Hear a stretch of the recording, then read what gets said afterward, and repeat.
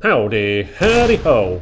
Irony, I made all that orgasmic stink about the paddle shifters in my T300RS unboxing and I ended up not even using them because most of the cars I drove had stick shifts, which made it feel unresponsive.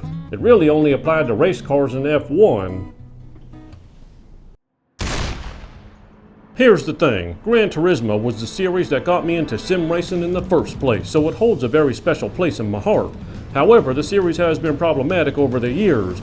Poor car sounds and entries that don't put enough focus on the fun factor that has both Forza series winning hearts and minds. Has Gran Turismo 7 set out to change that? In theory, it's simple. Push pedals, steer a wheel. In practice, it's quite a bit different, and sim racing looks to, as accurately as possible, give you the real-life experience without the potential for death and injury. And while this game mostly succeeds here, particularly in its extensive technical training, it also does something I'm a bit divided about. It makes the simulation a little less so by adding a teensy, undefeatable amount of steering assist that sometimes works against you. In addition, I found that having at least ABS on weak and traction control on 1 to provide the happiest balance between realism and accessibility. With both off, the 270 degrees of steering input and pedals were very hard to modulate with the necessary precision. In this way, they've somewhat casualized the experience a bit by focusing on assists, though I also surmise this is because most people will be playing with controllers. Having said all that, they do still focus on realism in other areas. We're talking washing cars, changing oil, and the overall cost of purchase. They do open up the fun floodgates a bit more with modern cars as well as fine-tuning. In case you were wondering why I always seem to be faster than the other cars, mods and tuning are my jam, and precisely why.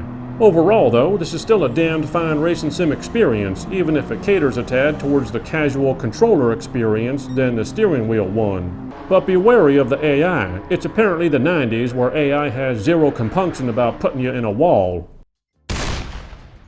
After completing all the training and the championships, I easily clocked nearly 40 hours. But that's because I'm hard on myself. I would restart races if I slammed other vehicles or wiped out.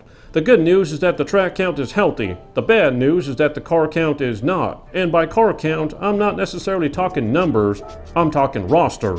A lot of cars are sadly much older, and part of what makes racing games using real cars so fun is getting to digitally toy around with the latest and greatest. This might be why they allow the purchase of in-game money. They surely plan to add more cars in the future. I didn't find any need to purchase it though, as I had plenty of money and cars by the end. Oh, and some novelty modes most people won't care about because this is a racing sim. Before we begin, do yourself a favor, turn off the race music, turn the engine volume up to max as well as for other cars, and thank me later.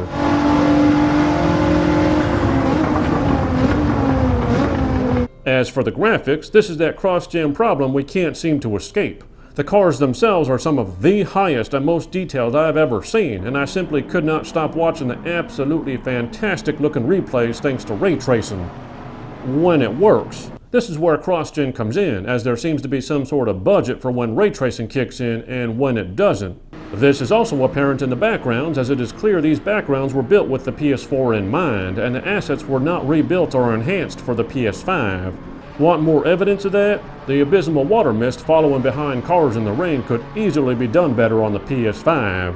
Moving on to car sounds is another interesting area. If you did what I said at the start of this section and only play in cockpit view, it sounds absolutely fantastic. Any other camera viewpoint? Not so much. In summary, perfect cars, cross-gen cursed everywhere else. Racing simulators have always only appealed to a very small subset of people who play video games, especially when you consider how even less of them overall focus on playing racing games. But car enthusiasts like me just can't skip a good racing game, and Gran Turismo has served us for years with an accessible sim racing experience. This entry might lean a little too far to the casual side, have dated AI much like its roster, and be cursed by graphical cross-gen resource budgeting, but it still gets sim racing right, adds modding and tuning fun, has a healthy track count, and replays are blissfully cathartic to watch. Conclusion? It's a good sim racer, but far from a great one. I give Gran Turismo 7 an 8 out of 10. See you next time on the Gaming 5.